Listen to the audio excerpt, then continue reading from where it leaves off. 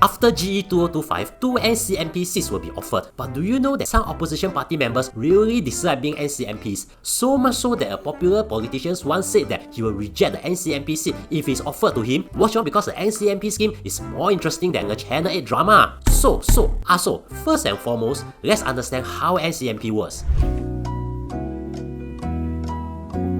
Here's the thing, the NCMP position isn't just given to someone, it's offered. In Singapore, there must be at least 12 members of parliament from the opposition. If 12 or more opposition candidates win, then no NCMP positions will be offered. If the opposition wins only 10 seats, then there will be 2 vacant opposition seats, and these will be offered as NCMP seats. That's why it's also called a non-constituency members of parliament. They don't take care of a constituency, but are still MPs. And because they don't serve a constituency, the allowance is lower, at just 15% of an elected MP's allowance. So they'll get around $2,400 a month. And that's it. Elected MPs also get an additional $1,300 for a legislative assistant and $500 for a secretarial assistant, but NCMPs don't. So, how do they choose an NCMP? Simple, they pick the best losers in the general election. Each best losing GRC team can get up to 2 NCMP seats, and each best losing SMC can get 1 seat. They must have received at least 15% of the vote, which is a given since they're the best losers ma. I mean, in Singapore elections, things can't possibly go so badly that even an entire party gets 0% in votes, right? There's a... Oh, meow. Seems like even rejected votes higher than their vote count. So, now that you know how NCMP works, let's look at what's next after GE 2025.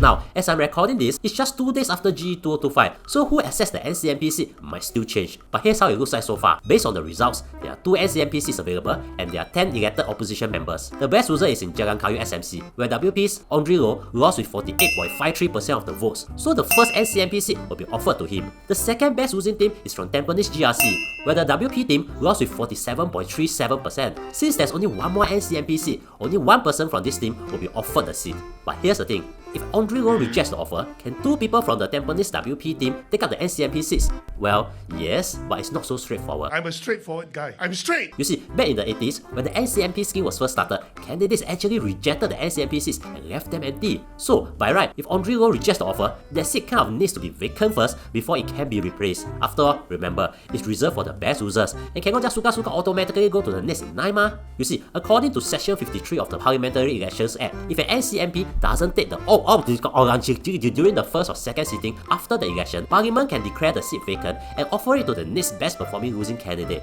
An example is what happened in 2016. In 2016, after GE 2015, WP's Lee Kuan Yew, who contested in an SMC, was offered an NCMP seat as she was the best loser, but she rejected it. After that, WP filed a motion in Parliament to have the seat given to the next best loser in the GRC. It wasn't straightforward. I'm straight! MPs had some debate about it, mainly because of how WP has spoken out about the NCMP scheme. Eventually, WP's Daniel Goh from East Coast GRC was given the seat instead. So technically, the seat needs to be confirmed to be vacant, then the next eligible candidate can be filled in. And since a losing GRC can fill in 2 NCMP seats, so yes, we can therefore have 2 WP NCMPs from Tampines GRC. But interestingly, some opposition members are not fans of the NCMP scheme. Watch on and you will understand why.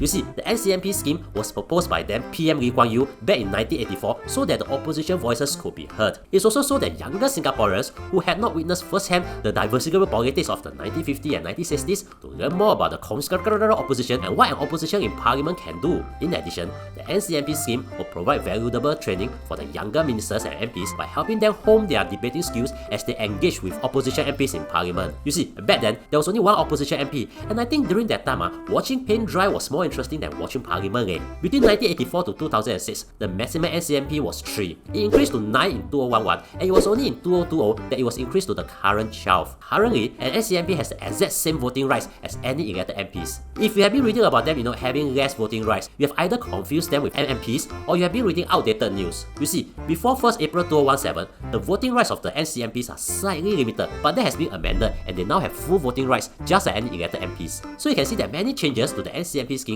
happened in the last few years. Now, let's move on to why opposition party members dislike this scheme.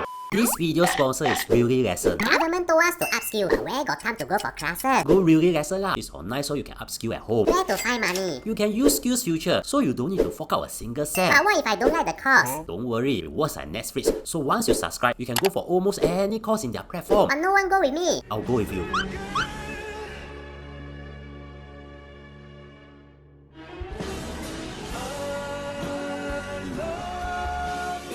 party with you. I'm so bored of seeing you at home every day. I don't.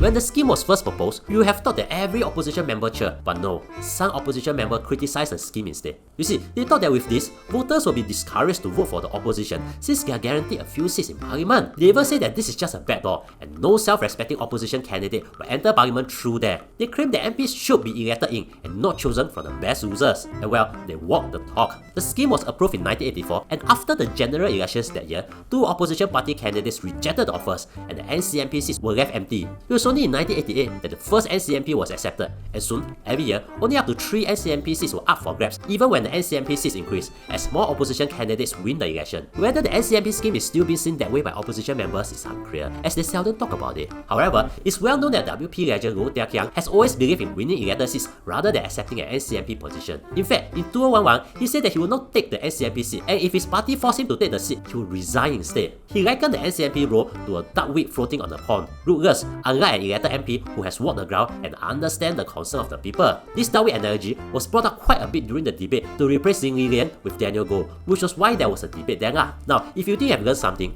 consider subscribing lah. Also, do watch this video on the highlights of GE 2025 results, and thank you for spending almost 6 minutes with me. I really appreciate it.